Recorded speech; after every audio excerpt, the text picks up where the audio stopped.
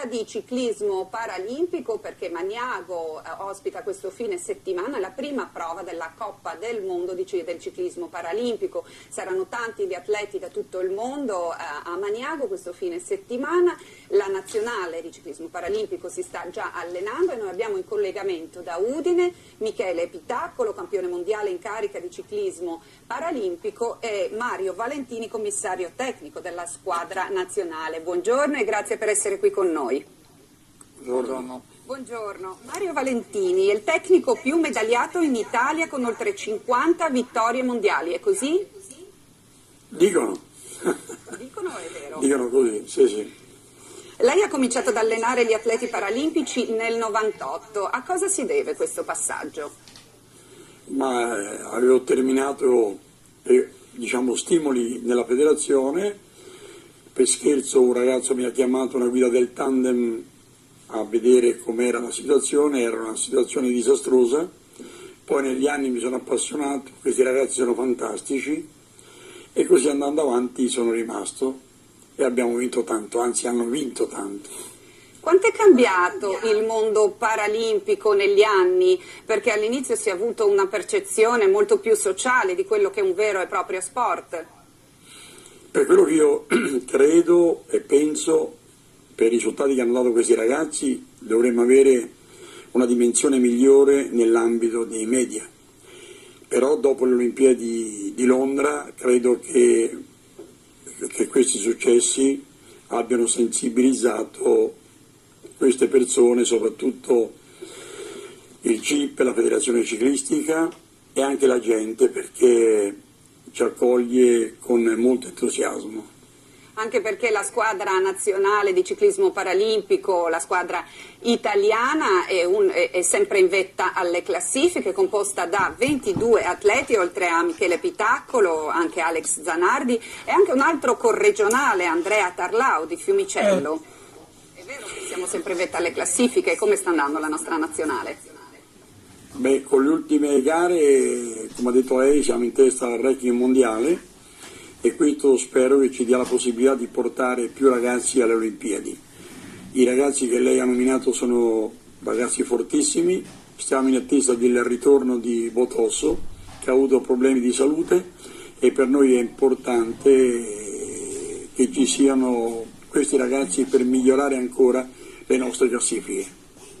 Michele Pitaccolo sta collezionando vittorie dal 2011, vittorie mondiali, poi bronzo alle Paralimpiadi di Londra nel 2012 e tanti titoli. Quante soddisfazioni e quante fatiche, Michele?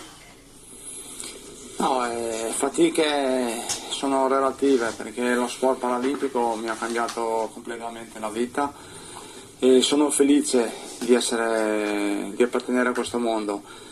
La vittoria più importante è stata quando mi sono svegliato dalla terapia intensiva e poi ho scoperto Mario Valentini e questo grandissimo gruppo e sono riuscito a fare delle cose incredibili che neanche a sognarle si potevano realizzare.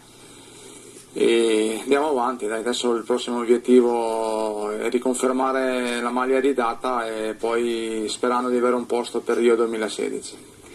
Poco fa sei stato anche testimonial di un evento sportivo dedicato ai disabili intellettivi, le Olimpiadi speciali. Che emozioni ti hanno accompagnato?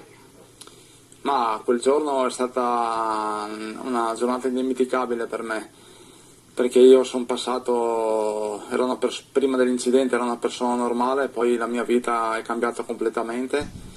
E con l'aiuto di tante persone, anche di Mario Valentini, dello staff della nazionale, della mia famiglia e di persone che ci hanno creduto in me, sono riuscito vediamo, scusa se ti interrompo, proprio le immagini di quell'evento, delle Olimpiadi speciali. Sì. Sono riuscito come ti ho detto prima, a tenere delle cose impensabili. E stare vicino a questi ragazzi è stata una cosa immensa perché con tutte le disabilità in questo mondo si può ancora fare dello sport e divertirsi e speriamo che la gente, come ha detto Mario, riesca anche a integrarsi noi come atleti, insomma, non non di tenersi in considerazione solo quando ci sono dei grandi eventi e poi essere nel dimenticatoio. Mario Valentini, come sta andando la squadra nazionale in preparazione a Magnago? Perché la seconda prova, se ho capito bene, si terrà in Svizzera, poi tante altre fino ad arrivare alle Olimpiadi a Rio in Brasile nel 2016. Quali sono i prossimi obiettivi? Una città fantastica, della gente sportiva, abbiamo fatto la presentazione, c'erano al palazzetto 1000 persone, hanno detto che è stata più bella della presentazione del Giro d'Italia. È un circuito stupendo, la cronometro che parte da Seguale e arriva sulla piazza di Magnago è stata ritenuta dal commissario internazionale la più bella cronometro che è stata fatta finora. Gli alberghi sono tutti pieni e pertanto stiamo arrivando a questo appuntamento con tanto entusiasmo. Loro sanno che per noi questa gara e questi risultati sono importantissimi. La squadra è concentrata, la gente ci accoglie e vinceremo, è una bella frase però. Che dire, in bocca al lupo allora. Grazie a Mario Valentini, commissario tecnico, grazie a Michele Pittaccolo, campione mondiale di ciclismo paralimpico, in collegamento dallo studio di Udine.